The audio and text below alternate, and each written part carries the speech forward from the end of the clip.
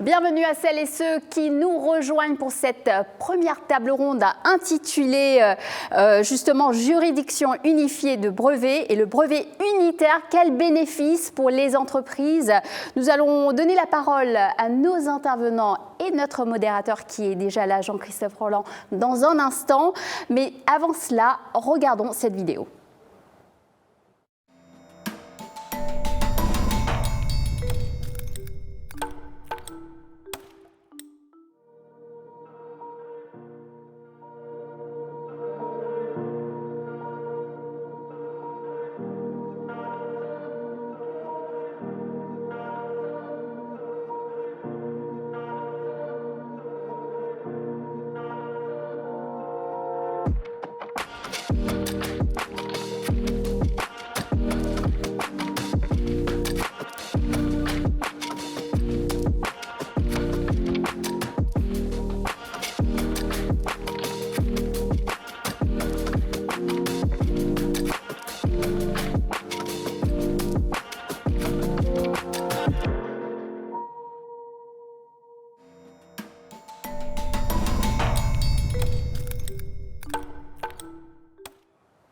Et nos panélistes ont rejoint. Merci d'accueillir notre modérateur, Jean-Christophe Rolland, qui est le président de la Compagnie nationale des conseils en propriété industrielle. Jean-Christophe, je vais vous laisser la place et je reviendrai tout à l'heure pour les questions. Donc, à vous de jouer. Merci Acha, à tout à l'heure. Je suis particulièrement fier d'être le modérateur de cette première table ronde de la journée. Comme vous l'avez compris, nous parlerons de juridiction unifiée du brevet, de brevet unitaire. La question étant, quels bénéfices pour les entreprises? Avant de commencer, je tiens tout d'abord à remercier l'INPI pour l'organisation de cette journée, ainsi qu'à remercier les différents ministères qui soutiennent l'organisation de cette journée. Notre table ronde a toute sa place au sein de la réflexion qui nous réunit aujourd'hui, puisque selon le thème de la journée, nous nous questionnons sur la propriété industrielle et la relance. Elle a d'abord toute sa place pour une question de timing. Ceux qui suivent le sujet le savent désormais, le 19 janvier, le protocole d'application provisoire de cette juridiction unifiée du brevet est rentré en vigueur. Il marque la dernière ligne droite avant le démarrage opérationnel de la juridiction. Cette table ronde a également bien naturellement toute sa place également sur le fond. La relance, comment va-t-elle pouvoir être organisée, être poussée, en particulier par l'innovation? L'innovation dans différents domaines, les transitions numériques, les transitions environnementales, en particulier la décarbonation de notre économie. L'innovation, pour avancer, a besoin des brevets. Et les brevets, pour être efficaces, ont besoin d'un système qui puisse montrer ses griffes. Quelles sont ces griffes? Eh bien, ces griffes, ce sont les juridictions. Et voilà pourquoi la juridiction unifiée du brevet va prendre une place prépondérante. En tout cas, c'est mon pronostic dans les futures années.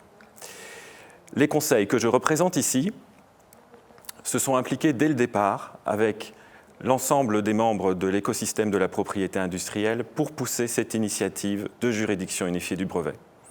Nous avons par exemple organisé des audiences simulées pour montrer comment cette juridiction allait fonctionner. Nous avons également, de façon continue, poussé le processus auprès des pouvoirs publics pour que, malgré les aléas, ils finissent par déboucher. Nous nous réjouissons donc que cela soit enfin arrivé. Et pour approfondir le sujet, je vais avoir la joie de vous présenter mon panel dans l'ordre des interventions. Tout d'abord, Margot Fröllinger, ancienne directrice droit des brevets et affaires multilatérales de l'Office européen des brevets. Elle nous parlera de la façon dont cette juridiction unifiée des brevets a été montée, et ceci en prenant en compte les besoins et la façon dont les utilisateurs voulaient voir fonctionner cette juridiction unifiée du brevet. Ensuite, Alexander Ramsay, le président du comité préparatoire. Il a aujourd'hui la tête dans le guidon, puisque c'est lui qui est à la manœuvre pour faire démarrer de façon opérationnelle la juridiction unifiée du brevet. Il a bien voulu lever la tête du guidon quelques moments pour nous consacrer du temps et venir nous expliquer la façon dont allaient se passer les mois à venir. Nous étendrons ensuite Jérôme Dubrul, qui va en particulier intervenir sur la question du brevet unitaire. Il a été à la manœuvre dans la mise en place de ce brevet unitaire au sein du comité de sélection. Ensuite, nous aurons la joie d'entendre Édouard Trépose, le universitaire de l'Université Paris 1 Panthéon-Assas, professeur de droit international, qui nous donnera la vision académique que l'on peut avoir des textes. Ensuite, nous passerons la parole aux utilisateurs, aux futurs utilisateurs. Géraldine Guérijac, responsable propriété industrielle du groupe SEB et présidente de l'association des professionnels de propriété industrielle. Elle représente les experts qui interviennent sur les questions de propriété industrielle en industrie. Et pour terminer, nous aurons Thierry Sueur, président de l'UJUB, l'association qui regroupait l'ensemble des acteurs de notre écosystème et qui ont œuvré dans le sens que j'indiquais tout à l'heure. Sans plus attendre, je passe donc la parole aux membres de notre panel, en commençant par vous, Margot.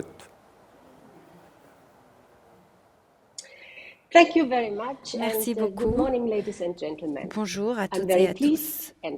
Je suis heureuse, honorée de pouvoir m'exprimer au sein de cette conférence, même si les circonstances sont difficiles. Mesdames et messieurs, le brevet unitaire et la juridiction unifiée des brevets sont uniques dans leur construction juridique. Le brevet unitaire est créé et se fonde sur deux règlements. Il ne s'agit pas d'un titre de l'Union européenne, mais simplement d'un brevet unitaire et qui appartient à l'Office européen des brevets. L'effet unitaire peut y être appliqué après l'octroi du brevet. Cependant, la juridiction unifiée des brevets est étroitement liée à la juridiction de l'Union européenne. Elle est créée cependant par un accord international et définie par une juridiction des États membres de l'Union européenne. Et pour comprendre la raison de cette construction juridique unique, nous devons nous pencher sur l'histoire. Et au début de 2007, la Commission a lancé un appel pour créer un brevet unique et une juridiction unique pour l'Europe. Nous nous tournons vers une longue histoire d'échecs qui remonte à 1949. Penchons-nous sur les raisons de cet échec. Et ces diverses raisons qui ont été politiques, économiques, financières. Et la raison principale pour nous, c'est qu'il y avait un manque de soutien de la part des utilisateurs. Il y avait un accord au niveau politique, mais un échec quant à la satisfaction des besoins des utilisateurs, ce qui est essentiel pour concevoir une nouvelle proposition en étroite collaboration avec les utilisateurs, afin de garantir que dès le début, les besoins des utilisateurs sont satisfaits. Deuxièmement, ce qui est encore plus important, c'est de défendre les intérêts des utilisateurs à travers nos négociations politiques et de résister à tout compromis politique qui n'atteignerait pas cet objectif.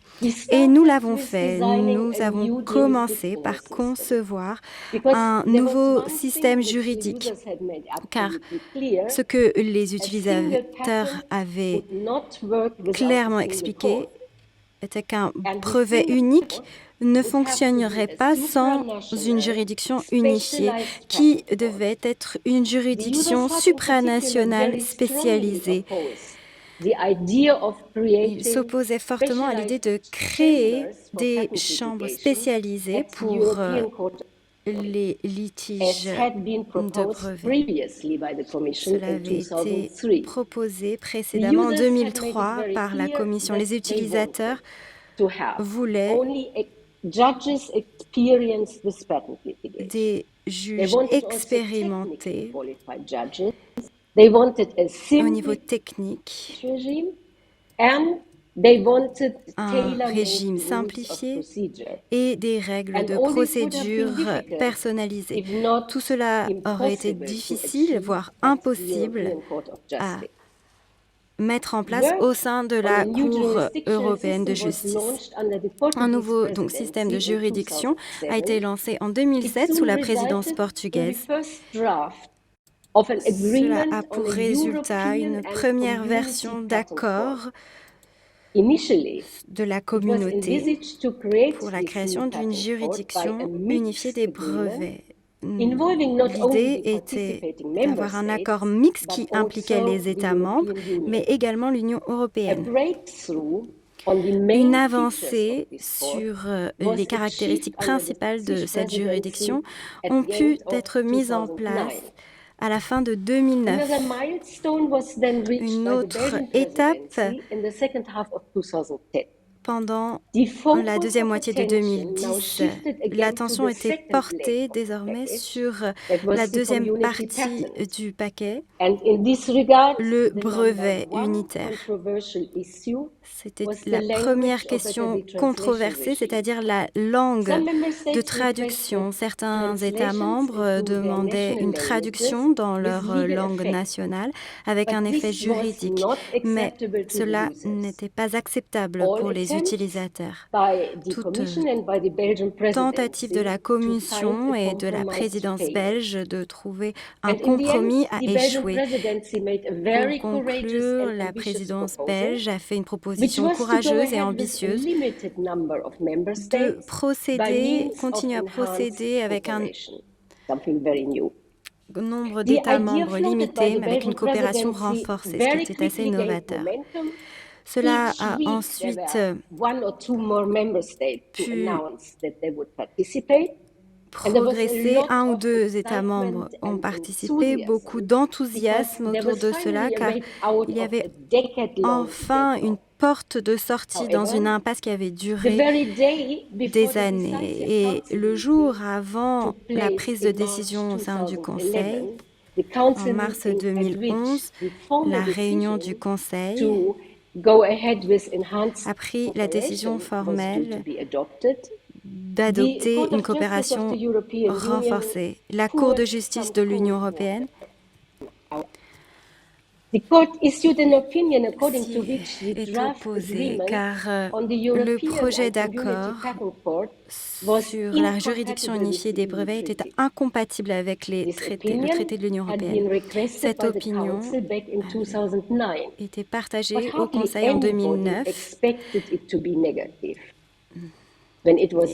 Personne ne pensait que l'opinion de la Cour de justice allait être négative. Quand cette opinion a été entendue, un vent de panique a soufflé et il s'agissait donc de concevoir cette juridiction différemment.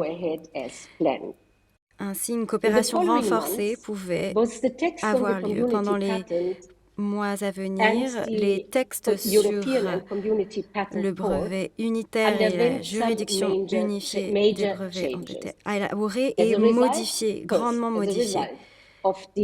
C'était le résultat de l'opinion partagée par la Cour européenne de justice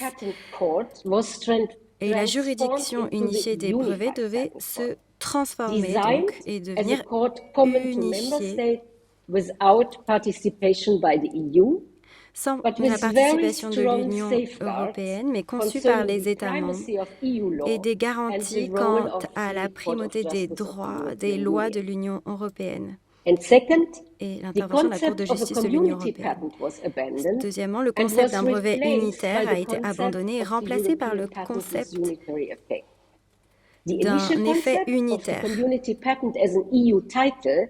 Cela se fondait sur l'idée que l'Union européenne pourrait avoir accédé à la Convention des brevets de l'Union européenne. Mais cela ne pouvait se faire sans la mise en place d'une coopération renforcée.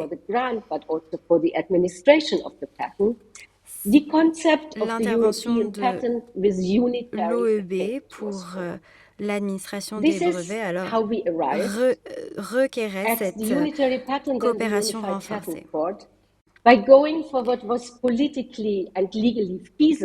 fallait donc faire ce qui était faisable au niveau juridique et politique, tout en satisfaisant les besoins des utilisateurs.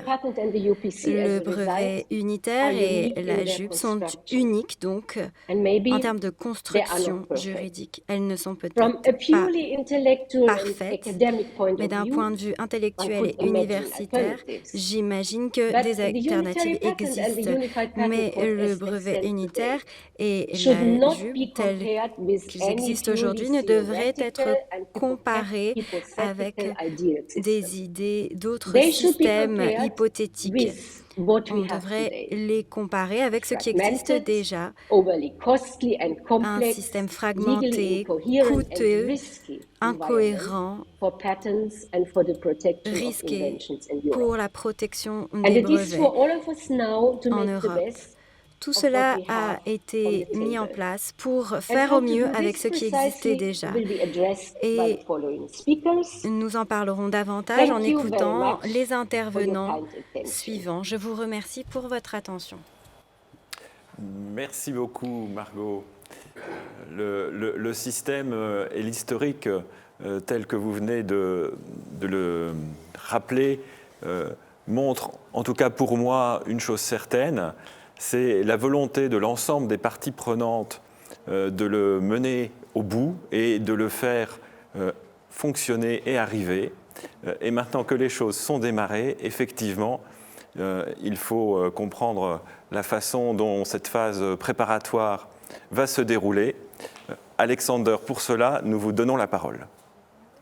Many thanks to Merci beaucoup. the French presidency of the European Merci à Union la and to the présidence INPI française de and to the l'Union rest of the européenne, French à administration l'INPI who have et au organized reste this conference. de l'administration française And pour what an excellent l'organisation de timing, cette as has conférence. been told C'est un previously, the Commission moment application opportun, protocol comme on entered l'a into dit, force just 2 weeks puisque ago. l'entrée en And this is vigueur indeed a de very cette special juridiction unifiée des mark, brevets a since it eu lieu il y a 2 means semaines. that the UPC as an Cela organization is signifie born. que l'organisation de la And for me JUB personally, est this has née. been a long-standing goal. Personnellement, cela And I must underline a that été this un is a objectif huge de longue achievement date. for all C'est those donc un grand dedicated people accomplissement who pour have been toutes les working personnes very qui hard to get here.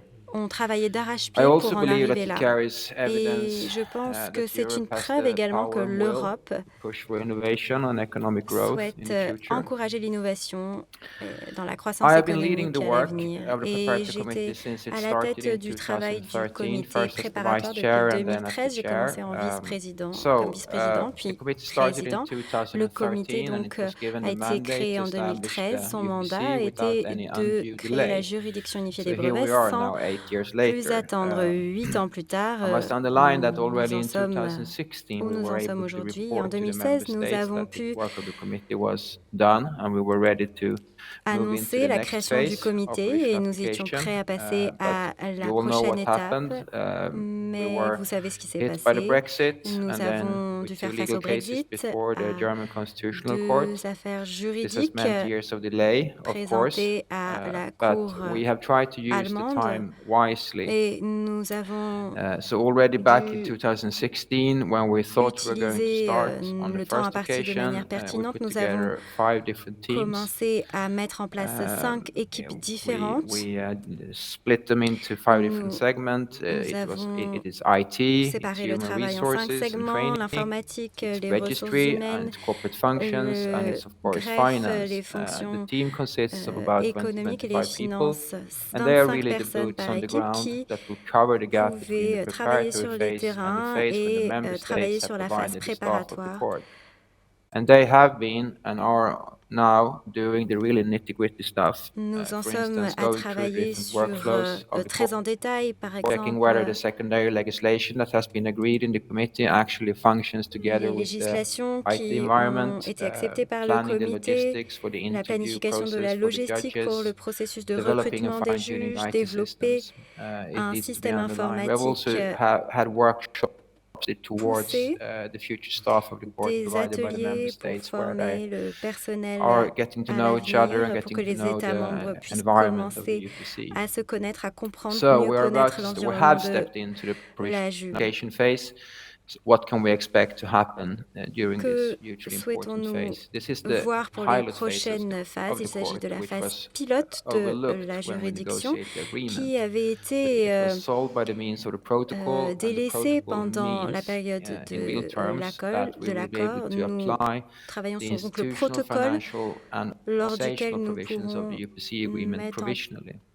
place de manière It will provide us with an provisoire organization, cet accord. but we are Cela not nous having to open up to the public and permettra provide judgments de mettre en just place yet. une organisation, mais nous ne pourrons pas During this phase, pour we will be l'instant able to complete organiser some of the d'audience de processes procès. that we have started. For Certains des instance, and the most processus challenging auront déjà one will be the commencé recruitment, the et notre plus finalization grand of the défi sera recruitment of the de judges. finaliser le recrutement des juges.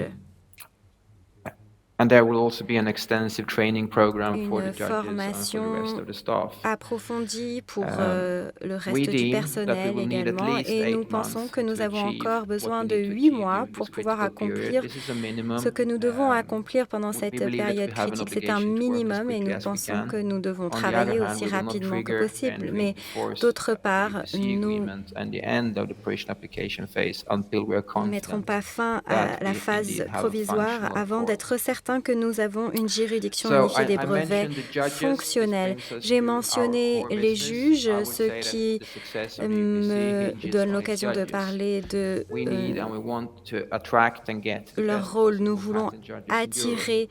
les meilleurs To have that, then juges I'm convinced that the sur court will be a le success. droit des brevets en Europe. Et si nous y And parvenons, alors je during suis the provisional certain que la application phase, we will juridiction be sera able une to réussite. start Pendant and cette conduct the phase, nous interviews. pourrons We donc have approximately organiser 1,000 ces candidates. entretiens. Environ 1000 candidats We will recruit ont été approximately 100 sélectionnés. judges, Nous 50 recruterons technically environ qualified 100 judges and 50 legally juges, qualified 5 judges. That means that qui we will seront have to do qualifiés au between niveau 200 and 300 juridique et interviews. 50 qui seront qualifiés au niveau This will of technique. course be quite a logistical De challenge. nombreux entretiens The advisory devront committee of être the court will organisés. be C'est in donc un charge of grand défi. interviewing, and La the judges juridiction, will eventually le be comité appointed by the administrative consultatif de la Cour sera chargé de ces entretiens. And it's not until we have the Et judges tant que nous n'aurons pas then we can recruté ces finalize, juges, the nous recruitment ne pourrons of pas other key finaliser persons le in the recrutement organization, such des as the personnes clés au registrar sein and the deputy de registrar, and it's not until we have l'organisation, the telles judges que we le can have greffier, president le greffier elections, adjoint, les at juges, et nous presidium, and so on pourrons and so donc forth. So ensuite quite a lot of organiser work notre processes présidium, nos élections that we need présidentielles. that we need Il y a to encore conduct beaucoup de travail donc à during the faire provisional application phase also pendant depends on the cette recruitment phase process. provisoire. So the imminent next step that will happen now, Notre it's already been scheduled to the end of urgence, notre February, prochaine will be étape the qui inaugural est prévue meetings, pour la fin of the three février committees that will est be la governing réunion des 3 the comités organization, the administrative qui committee, gouverneront advisory l'organisation, committee, and the le budget committee. comité There will be election of consultatif, chairpersons, administratif the et administrative committee budgétaire. will also appoint Le the comité members of the administratif advisory committee who nommera will be les membres appointed de in ce their comité personal consultatif qui capacity. seront And as I nommés said previously, en it's capacité these personnelle. Et comme persons je who l'ai will dit, be ce in sont ces charge personnes qui of seront the interview chargées process for the de judges. l'entretien des juges, There will des be also the entretiens pour adoption recruter les of juges. the budget L'adoption également of the du court for the budget de provisional la application Cour phase.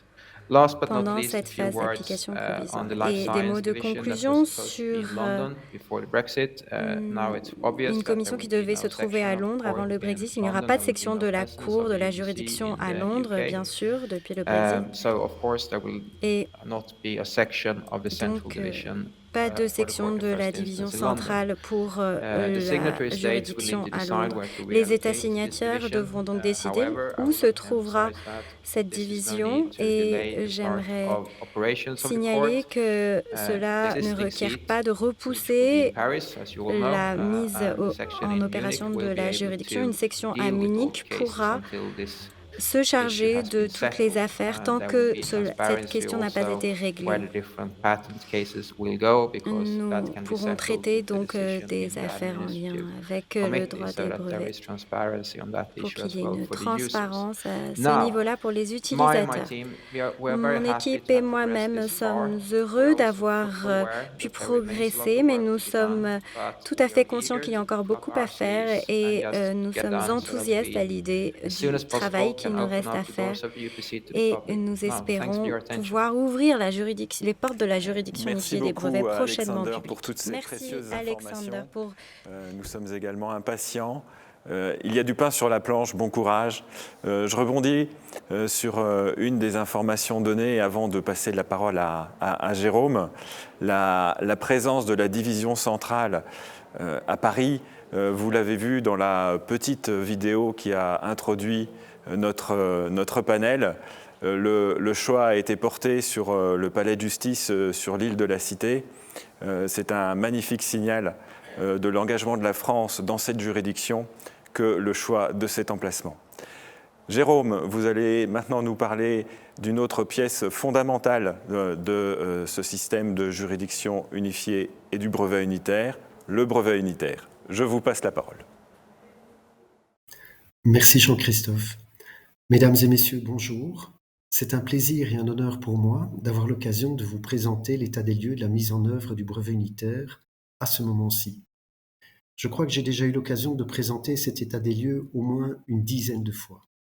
C'est cependant la première fois que cet état des lieux peut être présenté à un moment où l'entrée en application des règlements de l'Union européenne qui créent le brevet unitaire n'a jamais été aussi certaine et aussi proche depuis leur adoption en décembre 2012. Où en sommes-nous aujourd'hui?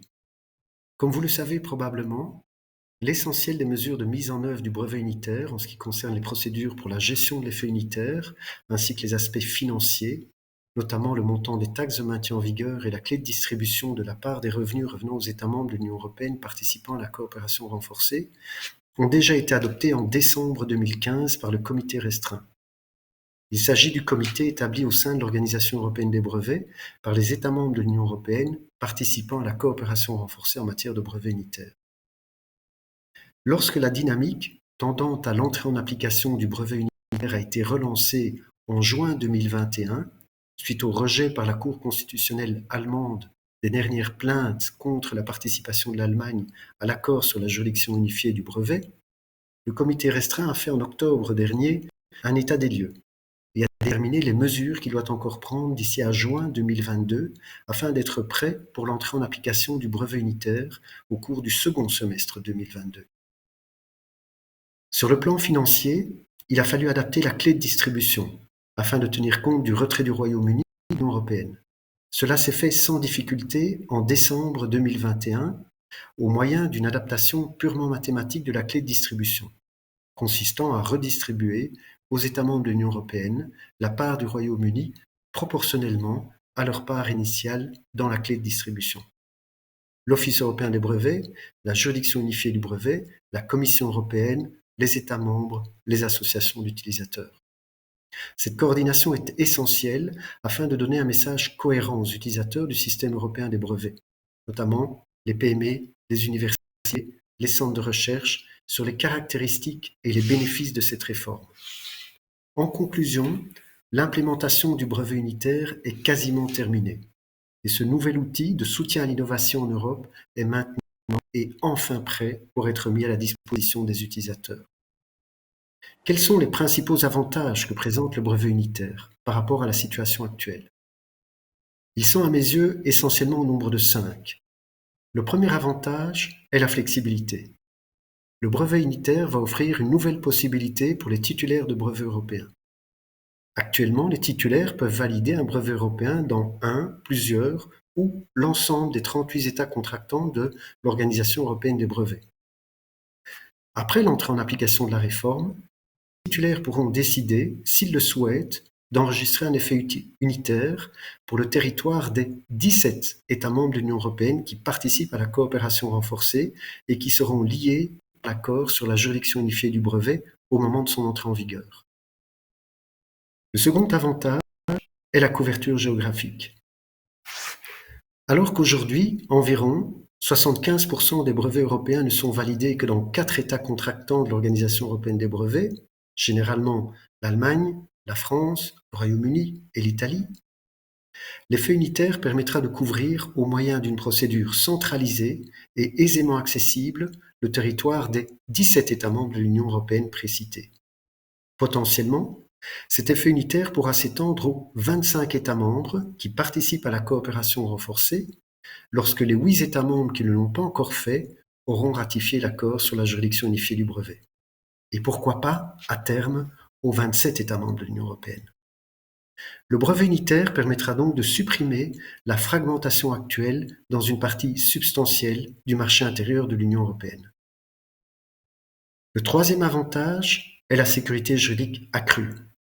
Cela découle de plusieurs modifications majeures par rapport à la situation actuelle.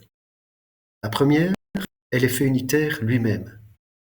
Le brevet européen effet unitaire fournira une protection uniforme et aura le même effet dans tous les États membres participants.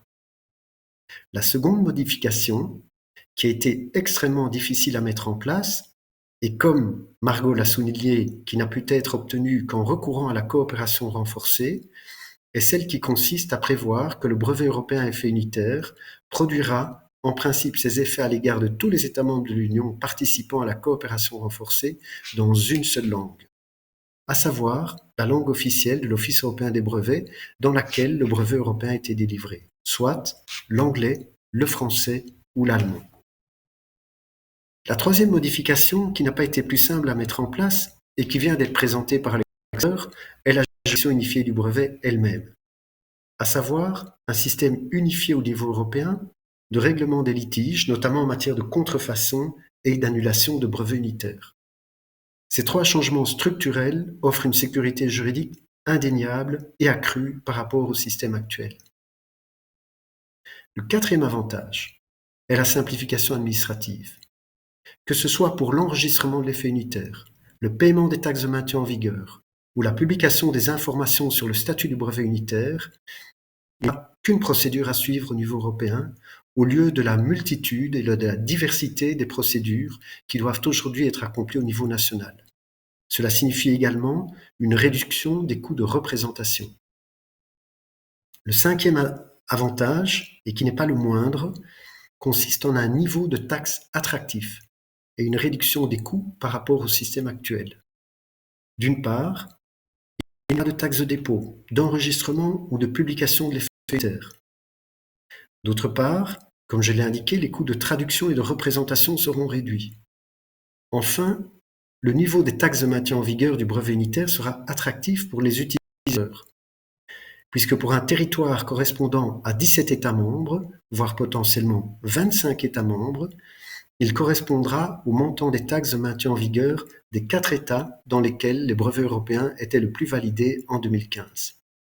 Le montant sera d'ailleurs inférieur à 5 000 € pour le maintien en vigueur d'un brevet unitaire durant 10 ans, ce qui est la durée de vie moyenne d'un brevet européen.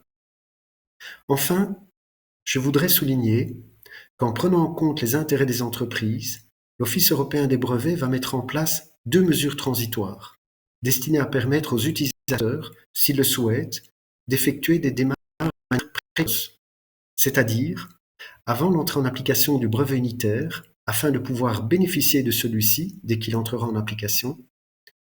Il sera en effet préjudiciable de priver les titulaires de brevets européens de la possibilité d'obtenir un effet unitaire au motif que leur brevet est délivré peu de temps avant l'entrée en application du nouveau régime, c'est-à-dire environ 3 ou 4 mois avant la date d'entrée en application du brevet unitaire. La première mesure transitoire sera la possibilité de déposer une demande d'effet unitaire avant l'entrée en application du nouveau régime, de manière à ce qu'elle puisse être traitée dès que le nouveau régime entrera en application. La seconde mesure transitoire sera la possibilité pour le demandeur de déposer une requête visant à faire reporter la décision de délivrer un brevet européen jusqu'à l'entrée en application du nouveau régime. Ces 2 mesures transitoires ne seront possibles que dans certaines conditions et disparaîtront une fois que le nouveau régime entrera en application. Vous trouverez sur le site de l'Office européen des brevets une description détaillée de ces mesures transitoires. Voilà un bref état des lieux de la mise en œuvre du brevet unitaire. de ces avantages significatifs qui expliquent pourquoi il s'agit d'une réforme majeure du système européen des brevets. Et peut-être aussi pourquoi il a fallu tant de temps pour arriver à mettre en place enfin cette réforme. Je vous remercie pour votre attention et reste à votre disposition. Bonne journée. Merci Jérôme. Merci à tous les trois qui interveniez à distance et qui, on l'a compris, étiez aux manettes ou êtes encore aux manettes pour que ce système voit le jour dans les mois qui viennent. Nous allons maintenant passer en plateau avec l'ensemble des intervenants qui sont avec moi pour finalement soumettre ce nouveau système à votre regard, à vos éventuelles critiques, en tant que d'abord universitaire et futur utilisateur. Donc, Édouard, je vous passe la parole pour la vision académique. Merci beaucoup, Jean-Christophe. Alors, mon point est que, effectivement, et on a bien vu avec les différentes interventions, la JUB et le brevet unitaire est une construction équilibrée entre des normes de différents niveaux, entre le droit international, entre le droit européen et entre le droit national. Et pour comprendre la JUB, pour comprendre le brevet unitaire, il faut peut-être revenir au point de départ de la propriété intellectuelle. Le point de départ de la propriété intellectuelle, c'est un objet immatériel, et parce que c'est un objet immatériel, il est doté d'ubiquité.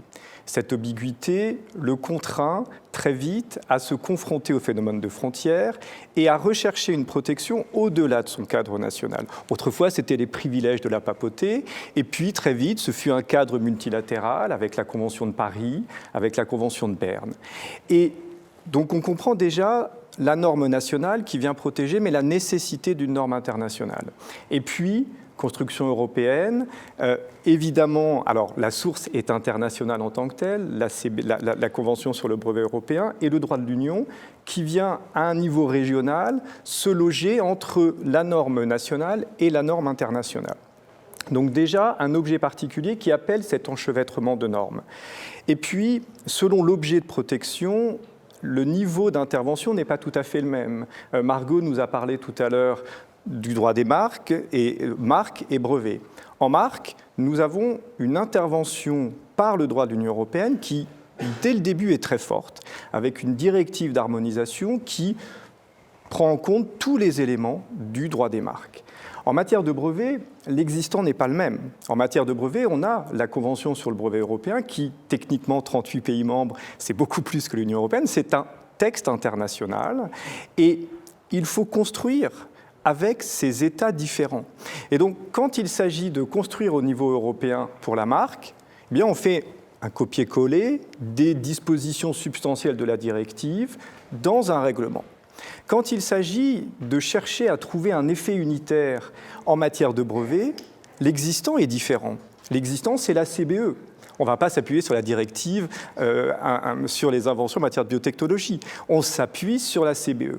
Et donc, on s'appuie sur l'article 142 de la CBE, qui permet de conférer un effet unitaire, et on crée ce système. Mon propos est de dire qu'il faut prendre en compte l'existant pour comprendre le système qui est créé. Et le système qui est créé s'appuie sur le succès incontesté et incontestable du brevet européen et prolonge ce succès, comme le brevet européen le prévoyait déjà à l'article 142, et on retrouve ça à l'article 1er du règlement alinéa 2, où on dit bien que c'est un arrangement particulier au sens de la CBE, et on retrouve à l'article 24 de l'accord JUB, eh bien, dans les sources que la JUB devra manier, maniement qui sera complexe, mais qui est très clairement explicité par l'article 24, on trouve évidemment la CBE. Donc on construit en se fondant sur les acquis. On construit en se fondant sur les acquis et en même temps les acquis dans d'autres champs. Que constatons-nous en matière de marque et pour la marque de l'Union européenne? On constate sur les questions techniques de la marque en tant qu'objet de propriété, on constate que le droit européen ne dit rien. Et donc, il faut combler ce manque. Comment ce manque est comblé? Très vite, par une logique d'assimilation de la marque de l'Union à une marque nationale, ce que nous appellerions une forme de règle de conflit. Et donc, notre marque de l'Union, sur ces questions de propriété, peut être assimilée à une marque française, et on comble le manque sur ces questions d'objets de propriété par cela. Eh bien, nous faisons la même chose avec le brevet unitaire. L'article 7 du règlement est sur ce point équivalent sur les questions d'objets de propriété, cessibilité, garantie, effet vis-à-vis des tiers. C'est la même logique que ce que nous connaissions déjà avec la marque de l'Union européenne, avec un rattachement en cascade qui fait donc permettre d'appliquer la loi française si mon déposant est français, si mon déposant est chinois mais qu'il y a un établissement en France, alors ce sera aussi la loi française. Et puis, s'il n'y a rien qui permet de rattacher mon déposant aux États participants, ce sera la loi allemande, de même que pour la marque, c'est la loi espagnole en raison de la position de l'EIPO à Alicante. Donc tout ça est très classique, dirais-je, est très classique. Peut-être un point intéressant, la possibilité indirecte de choisir la loi. Si vous avez deux codéposants, la loi applicable sera la loi du déposant indiqué en premier. S'il y a innovation, l'innovation proviendrait, à mon sens, plutôt de l'article 5 du règlement. C'est-à-dire que sur les questions qui sont des questions liées à la protection, qui sont des questions liées à la limitation, je quitte l'aspect objet de propriété, je rentre dans le cœur du brevet, ce qu'il confère comme protection. L'article 5 me dit qu'il faut renvoyer au rattachement de l'article 7. Et donc mon brevet à effet unitaire déposé par un Français serait sur ces questions soumis à la loi française. C'est ce que me dit l'article 5 renvoyant à l'article 7. De la même manière, mon brevet déposé par un Italien serait soumis à la loi italienne. Et là, il y aurait une possibilité peut-être de critique en disant « mais est-ce que c'est vraiment un brevet unitaire s'il y aurait des lois différentes ?» La réponse est simple, et elle est apportée par Pierre Véron. Je ne me fais que reprendre ce que dit Pierre Véron dans un très bel article. Il s'agit là d'un trompe-l'œil, car effectivement, formellement, par le biais de ces rattachements, par l'article 5 renvoie à l'article 7, sur ces questions du contenu de protection, c'est bien la loi allemande qui sera applicable, ou la loi italienne, ou la loi française. Mais que trouvons-nous dans la loi française, allemande et italienne? Les articles 25, 26, 27 de l'accord JUB. On trouve les mêmes normes. Donc, c'est derrière le droit national, il y a la Convention internationale de la JUB et ses dispositions internationales identiques. Donc, finalement, rien de très nouveau, une construction respectueuse d'un acquis, une construction qui se fonde sur cet acquis. On pourrait envisager, pour raffiner, l'application d'une loi d'un État non contractant. On pourrait imaginer, et c'est tout à fait possible, que la JUB applique la loi chinoise. La JUB peut être compétente sur des questions reconventionnelles en matière de licence. Imaginons une contrefaçon. À la suite d'une résiliation d'un contrat pour non-paiement des redevances, action en contrefaçon, se pose comme question reconventionnelle, est-ce que la résiliation était légitime? La JUB appliquera la loi chinoise, si la loi chinoise est la loi de la licence ou la loi américaine. Mais là, rien que de très classique encore, c'est le règlement romain, tout cela est éprouvé. Donc, une construction qui, à mon sens, se fonde sur le passé, qui prolonge le passé, et je partage votre pronostic, ce sera un succès, je l'espère. Merci Édouard. Votre intervention montre bien la solidité du système. Géraldine, pour passer au cœur de la question posée par ce panel, quel bénéfice pour les entreprises? Je vous passe la parole. Merci Jean-Christophe. Bonjour mesdames et messieurs. Je suis honorée et je remercie les organisateurs d'avoir invité l'ASPI, l'Association des spécialistes de propriété industrielle en entreprise. Effectivement, nous sommes des utilisateurs quotidiens du système des brevets. Nous sommes en industrie et professionnels de l'API. Nous sommes en contact direct avec le cœur du réacteur, c'est-à-dire l'innovation technique et scientifique. Et en tant que professionnels des brevets, nous sommes vraiment là pour accompagner la stratégie d'innovation, la soutenir et la servir. Nous travaillons aussi quotidiennement avec les deux faces de la pièce brevet. La première face, c'est celle qui est souvent la plus connue, c'est la face des utilisateurs actifs ou des innovateurs. ceux qui inventent, ceux qui protègent, ceux qui déposent des brevets, les titulaires de brevets. La deuxième face de la pièce, elle est peut-être un peu moins connue ou un peu moins mise en lumière, mais elle existe tout autant. C'est la face plutôt des suiveurs, volontaires ou pas, inconscients ou pas, des personnes qui vont reproduire des innovations déjà brevetées, des utilisateurs passifs du système ou encore des tierces parties. Il est très important, et je pense que toute entreprise rencontre quotidiennement les deux faces de cette pièce. Il est très important que le futur système du brevet unitaire et de la juridiction unifiée des brevets ait bien conscience de ces deux faces et propose un système qui est équilibré et un système qui est juste par rapport à ces deux faces. Par rapport à la construction actuelle, j'en suis aujourd'hui persuadée. Voilà. Ça, c'est pour l'esprit du futur système unitaire. Après, il va y avoir bien sûr la mise en œuvre. On va avoir les mains dans le cambouis très bientôt. Aujourd'hui, les industriels sont en phase de réflexion très active. Depuis, je dirais, le 19 janvier, comme l'a rappelé Alexander Ramsay, puisque c'est l'ouverture de la phase de préparation de la juridiction unifiée des brevets. C'est une période de transition. Les textes fondateurs, on les connaît depuis 2013. Il y a encore quelques textes, comme par exemple le règlement, qui ne sont pas encore finalisés, donc on y est très attentif. Et puis on sait qu'on a environ, pour cette phase de réflexion dynamique et active, on a à minimum 5 mois pour réfléchir. Quand je parle de phase de réflexion pour les utilisateurs, j'irai peut-être même un petit peu plus loin. Je parlerai de la nécessité, pas seulement de réfléchir, mais de revisiter sa stratégie brevet. Et la nécessité aussi de participer à la construction d'un système qui devrait donner entière satisfaction à l'ensemble des utilisateurs, encore une fois. Donc je voulais juste donner aujourd'hui quelques éléments de réflexion concernant la JUB et concernant le brevet pour abonder et pour participer aussi à revisiter sa stratégie. Concernant la juridiction unifiée des brevets, on le sait, elle va entrer en vigueur très bientôt et on le sait aussi, ce sera le système après la phase de transition, l'unique système après la phase de transition pour porter les litiges brevets européens et brevets unitaires. Donc, il n'y a pas de question à se poser, il faut y aller. Donc, à un moment donné, il va falloir adopter une posture de « je teste et j'apprends ». Alors, bien sûr, cette posture de test et d'apprentissage, on ne l'aura peut-être pas pour tout l'ensemble du portefeuille brevet, mais en tout cas, je pense que c'est absolument indispensable de l'avoir. On sait que la période transitoire, si je ne me trompe pas, est de 7 ans, renouvelable une fois. Voilà. Le deuxième point de réflexion aussi, donc il faut y aller. Le deuxième point de réflexion, pour moi, il y a une haute qualité qui est attendue des décisions de cette future juridiction unifiée des brevets.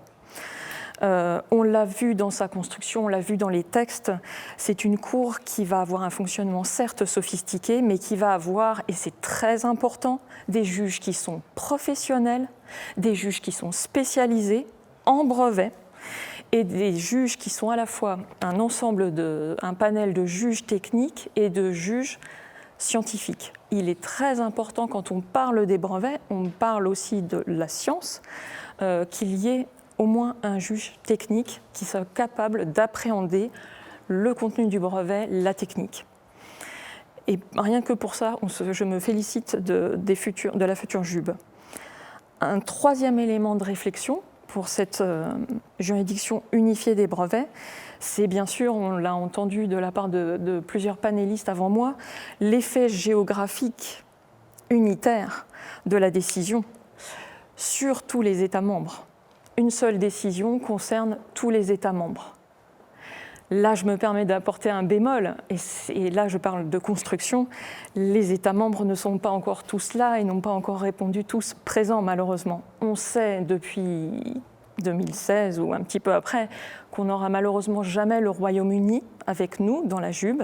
Et ça, c'est très regrettable, puisque c'était un des plus gros pays où les brevets européens étaient validés. Mais c'est comme ça.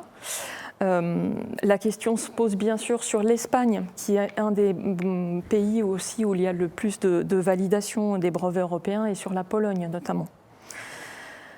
Voilà, donc l'effet géographique unitaire, très bien, mais il faudrait pouvoir agrandir, et assez vite aussi, pour que ça devienne plus attractif, cette couverture géographique. Ensuite, quatrième point, je voulais souligner, mais les intervenants avant moi l'ont fait bien mieux que moi, je voulais juste souligner la multiplicité des moyens juridiques qui vont être mis à disposition dans cette juridiction unifiée des brevets. C'est un petit peu un ensemble des best-in-class nationales, des pratiques et des tribunaux nationaux qui sont tous regroupés, tous mis ensemble. Donc on s'attend forcément à un magnifique outil qui rassemble les meilleures pratiques. Je pense bien sûr aux actions en contrefaçon, aux actions en validité, mais je pense aussi à la saisie contrefaçon qui est très connue et reconnue en France, aux mesures provisoires et aux interdictions provisoires, et même aux moyens de protective letter. Autre élément aussi que je voulais souligner, c'est le fait que les procédures écrites seront 100% digitales. Alors c'est peut-être purement pratique, mais c'est quand même très très bien pour les utilisateurs d'avoir un système totalement digital, j'insiste, pour les procédures écrites, car nous pensons au sein de l'ASPI que c'est très important quand il y aura des procédures orales, à la fin de l'instruction, que ces procédures orales puissent se dérouler en présentiel. Voilà. Et puis bien sûr, on a parlé des coûts. Ça va dépendre aussi, et là je pense plus à effectivement revisiter sa stratégie. Aujourd'hui, quand on voulait attaquer, quand il y avait de la contrefaçon brevet dans plusieurs pays, souvent pour des questions de coûts, on n'attaquait que dans un pays, ou alors vraiment quand c'était à gros enjeux, on attaquait dans plusieurs pays. Effectivement, on devrait avoir moins de coûts par le biais d'une action unitaire. Encore faut-il que, par exemple, l'Espagne ne soit pas un pays de contrefaçon. C'est juste un exemple. Voilà. Et puis, un autre élément de réflexion aussi, et ça sera mon dernier, je parlais d'un système sophistiqué, je pourrais aussi parler d'un système complexe. Donc, Jean-Christophe, vous parliez de griffes, il faudra effectivement dompter cet animal qui aura assurément des grosses griffes. Voilà. Et puis quelques éléments de réflexion pour revisiter sa stratégie aussi sur le brevet unitaire. Le brevet unitaire, pour moi, il ne sera pas si nouveau que la juridiction unifiée des brevets, parce que le brevet unitaire, pardonnez-moi cette expression un peu simpliste, mais ça sera un choix supplémentaire au moment de la décision de délivrance du brevet européen concernant la couverture géographique. Alors c'est peut-être simpliste, mais d'un autre côté, ça veut dire qu'on connaît ce système de brevet européen, on l'a éprouvé pendant des dizaines d'années, la qualité est démontrée, donc là-dessus, il n'y a pas d'inattendu. On sait déjà que le brevet unitaire que l'on choisira ou pas a en tout cas toute la qualité démontrée des brevets européens actuels. Et cette qualité aussi va de pair, en ce qui concerne le brevet européen, la qualité va de pair avec le choix, le moment du choix de l'effet unitaire ou pas. Le moment, il sera pas au moment, on ne va pas choisir l'effet unitaire au moment du dépôt. On va le choisir bien plus tard. On va le choisir 3-4 ans après le dépôt, en moyenne, au moment de la délivrance. Donc on saura au moment où on voudra choisir soit un effet unitaire, soit une validation dans des pays nationaux européens, ou même les deux, puisqu'on peut faire les deux, on aura déjà une bonne idée de ce qui est réellement protégé, de l'étendue du brevet européen qui va s'offrir à nous. Donc ça, c'est un réel avantage par rapport au brevet unitaire. Jérôme l'a dit, je vais le réécrire parce que j'avais prévu aussi de le dire, c'est toute la flexibilité du choix pour les utilisateurs. Je choisis un brevet unitaire avec un effet géographique unitaire, ou alors je choisis une validation du brevet européen dans un ou plusieurs pays, ou alors je choisis à la fois un brevet unitaire plus des validations de brevets européens. Par exemple, une validation en Espagne du brevet européen. C'est très flexible. Un quatrième élément de réflexion, c'est bien sûr les coûts. C'est un petit peu le nerf de la guerre et on en parle très régulièrement en industrie. Il faut se battre aussi avec notre top management sur les coûts. C'est le coût des taxes annuités. Moi, j'apporterai un petit bémol et c'est pour ça que je parle toujours de revisiter sa stratégie. Aujourd'hui, on fait très attention aux coûts et aujourd'hui, avant le système de brevet unitaire, on choisit quelques pays de validation du brevet européen. Alors c'est public, moi je peux en parler pour la société dans laquelle je travaille. En moyenne, on valide le brevet européen dans 4 pays. On a vu tout à l'heure que le coût des annuités sera un coût d'une moyenne d'environ 4 pays. Pour moi, du coup, pour ma société, ça ne sera pas un avantage à présenter que de dire je gagne en coût. Bien sûr, le coût, ça doit rester secondaire comme élément de décision, mais je voulais justement le souligner. Et puis aussi, autre élément, c'est bien sûr les langues. C'est l'histoire, c'est notre histoire en tant qu'Européens, nous, d'avoir une multitude de langues. On a déjà fait un pari à la fin des années 70 avec le brevet européen qui avait 3 langues officielles. Avec quand même plusieurs décennies de recul, on se dit que ce système est quand même très bon et on peut aller, je pense, un peu plus en avant et avoir un petit peu moins de langues et effectivement avoir moins de traduction, d'autant qu'on est en 2022 et d'autant qu'on a des systèmes de traduction automatique qui sont certes pas encore au top, mais qui sont déjà très très bons et qui vont s'améliorer sur des durées assez courtes, sur les mois à venir ou les années à venir. Voilà. Et puis je finirai bien sûr, mais j'en ai parlé, par la protection géographique. Et Jérôme l'a dit tout à l'heure, effectivement, tout ce qu'on attend, nous, c'est qu'il y ait un maximum d'États membres qui signent et qui ratifient et qui se joignent au brevet unitaire, parce que ça ne pourra être qu'un élément supplémentaire attractif pour les utilisateurs et les industriels. Et je pense aussi que le succès, un dernier mot, je pense que je vais attendre beaucoup de la JUB en premier lieu, et je pense que le succès de la JUB et le succès des décisions de la JUB aura naturellement comme conséquence le succès du brevet unitaire. Merci. Merci Géraldine. Beaucoup d'éléments dans cette intervention. Pour ma part, je me permettrai d'en retenir un. Même s'ils ont tous été intéressants, parce qu'ils concernent en premier lieu la profession de conseil en propriété industrielle, c'est donc le caractère technique des juridictions, la présence de juges techniques, et donc tout l'intérêt de faire intervenir des conseils en propriété industrielle dans le traitement de ces dossiers. Mais Thierry, sans plus attendre, je vous passe la parole. Qu'avez-vous à ajouter ? Eh bien, je me demande parce que beaucoup de choses ont été dites, donc je vais essayer de ne pas faire de répétition. Pour commencer, vous l'avez présenté tout à l'heure comme un utilisateur, je reviendrai sur l'union sur la juridiction du brevet, qui est un élément important de mon intervention, mais pour rappeler aussi que je préside le comité propriété intellectuelle du MEDEF, c'est-à-dire l'industrie française, et le Patent Working Group de Business Europe pour l'industrie européenne.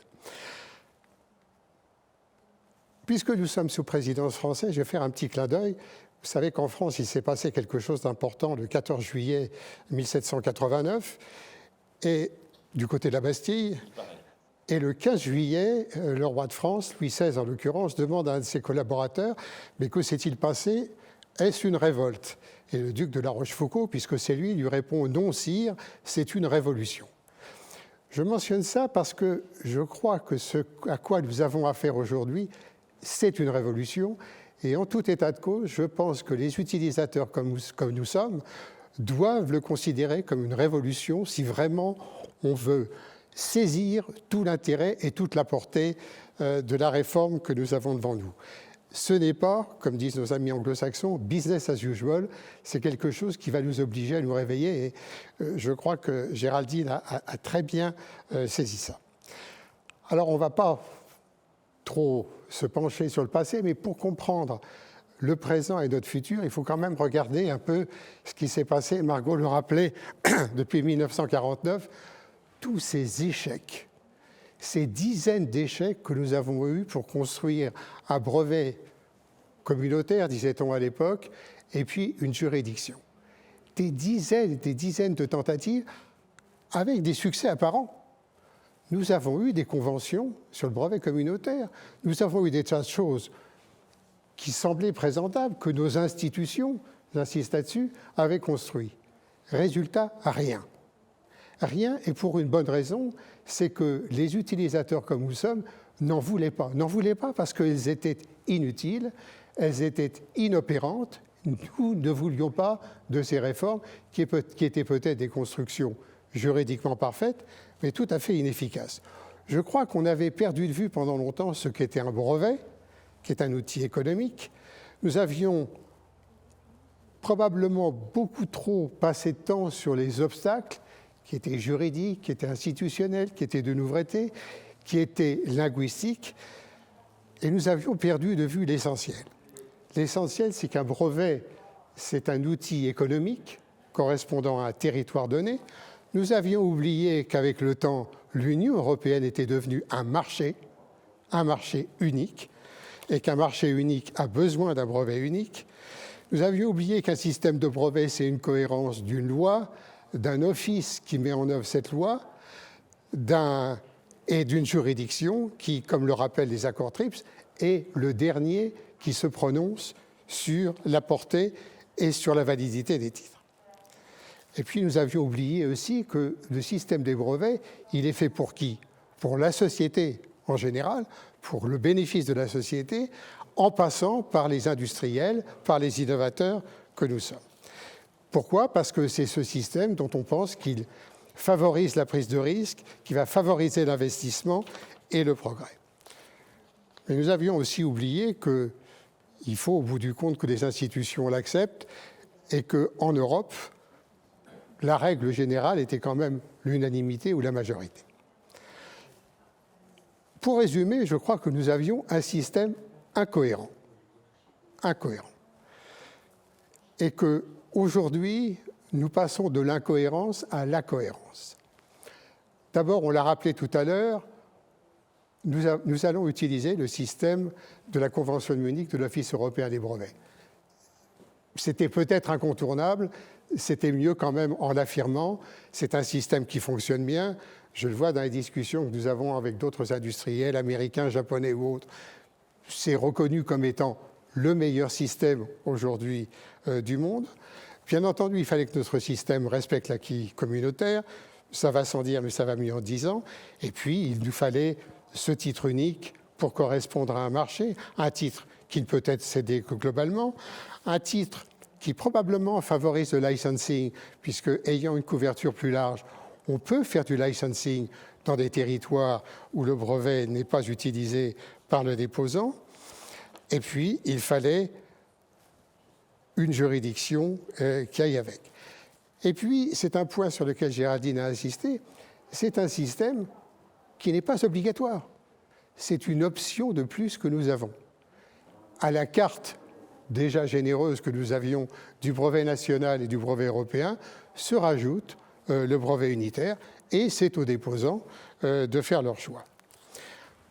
On rappellera quand même, parce que c'était une phase importante, je crois, de notre histoire, qu'il a fallu, et je rends hommage d'une part à Margot, qui était à la Commission européenne, et à Jérôme, parce que, sauf erreur de ma part, c'est sous présidence belge qu'on a parlé de coopération renforcée, et sans coopération renforcée, nous ne serions pas là aujourd'hui.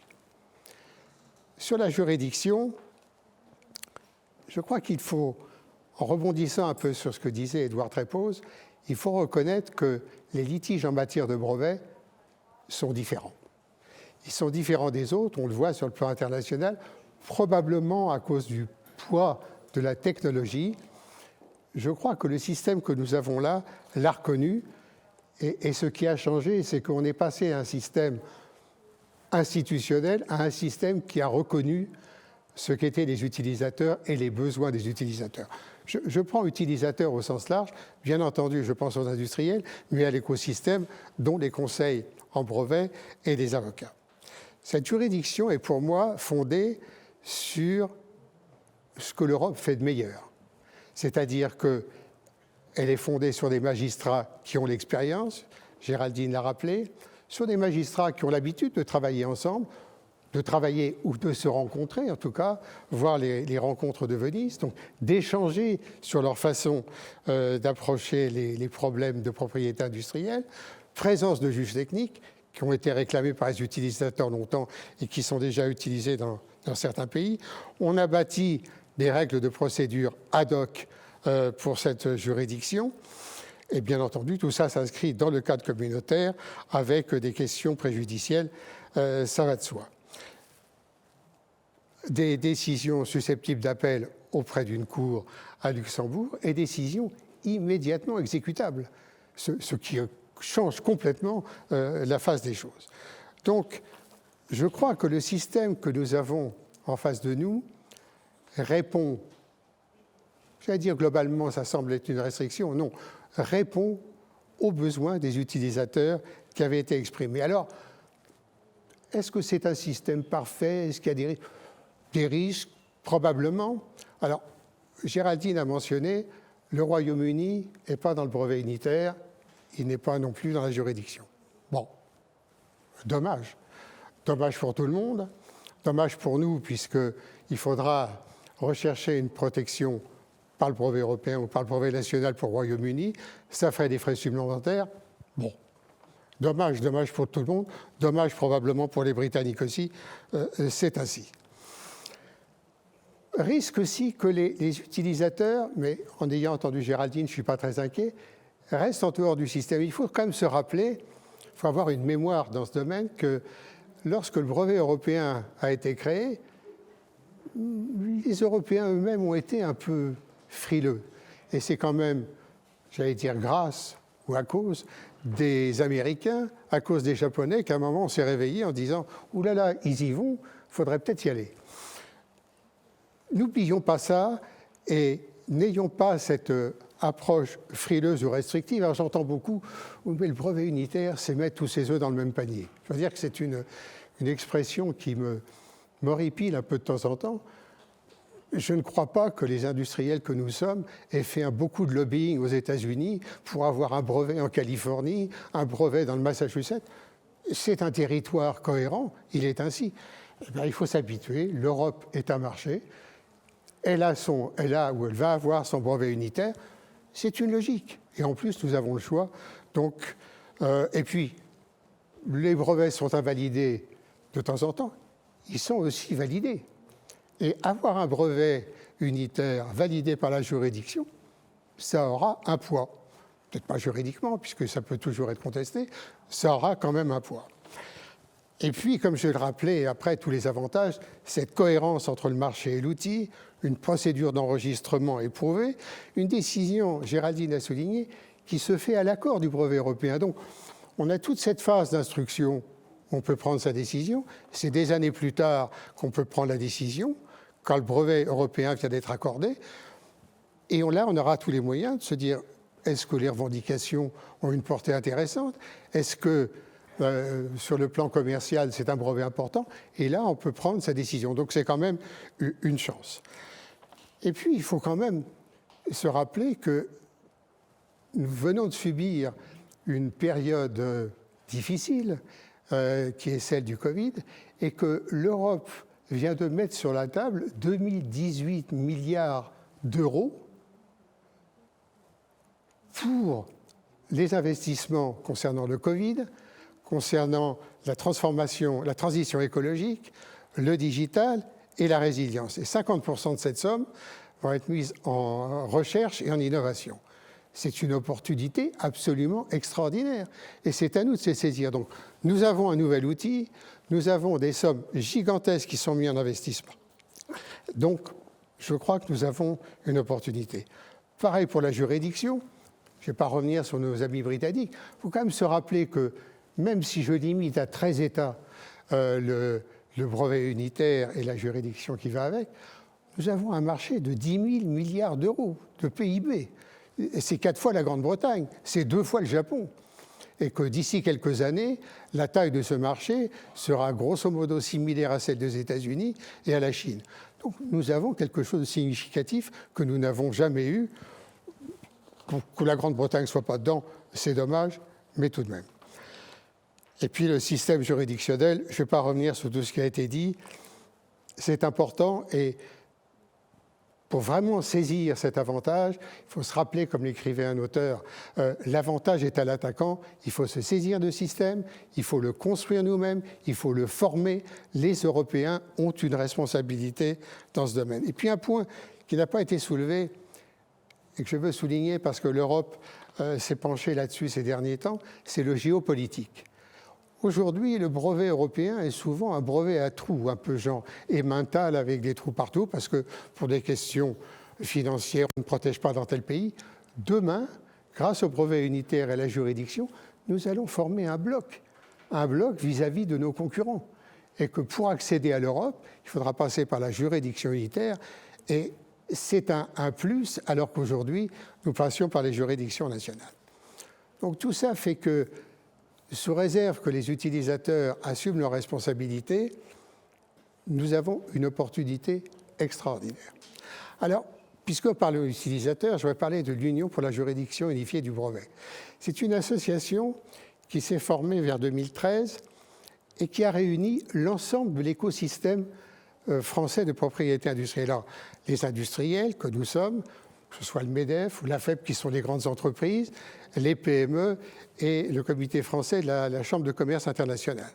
Et puis se sont adjoints à ça les conseils en propriété industrielle, au premier chef la compagnie et puis la CPI, les avocats, c'est-à-dire le barreau de Paris et les avocats spécialisés en propriété industrielle, l'ASPI, c'est-à-dire les industriels, les spécialistes de propriété industrielle de l'industrie, et puis toutes les associations que nous connaissons, l'AIPPI, le LES, les Amis du CPI, l'APEB, et j'en oublie et je m'en excuse si j'en oublie. Tous ces gens se sont mis ensemble, pourquoi? Parce que le moment nous semblait important et qu'en plus la France, jusqu'à présent, n'avait pas eu le bénéfice de sièges en matière de propriété industrielle et nous pensions que nous méritons ce siège. Nous sommes les deuxièmes déposants après les Allemands. Et la France a été candidate et a obtenu ce siège. Et ceci a eu un effet extrêmement mobilisateur pour chacun de nous. Alors qu'avons-nous fait? Que faisons-nous et qu'allons-nous faire? D'abord, nous avons été un peu le contact des pouvoirs publics. Nous avions commencé par faire une enquête pour savoir quels étaient les besoins européens, pas les besoins français, les besoins des utilisateurs européens. Et je reviens sur la vidéo que nous avons vue tout à l'heure. L'enquête montrait que les utilisateurs européens et l'ensemble de l'écosystème voulaient que le lieu du siège soit accessible.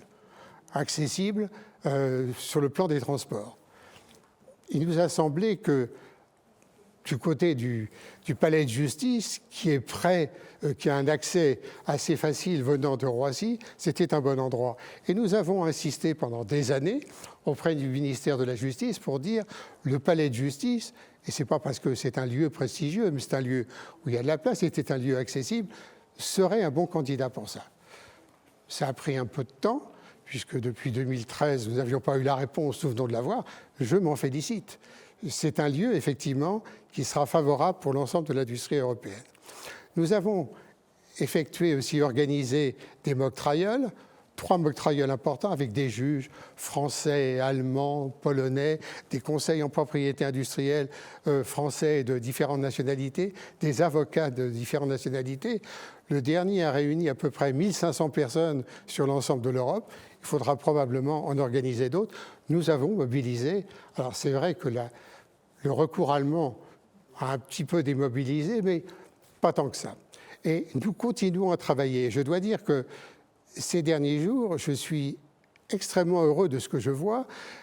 Les réunions organisées, l'ASPI en a fait beaucoup, la compagnie en fait, l'AIPPI en fait. Pourquoi? Pour nous former juridiquement, pour que nous prenions possession et pour que nous ayons des réunions aussi stratégiques pour dire quelles sont les possibilités, quelles sont les idées que nous nous confrontions.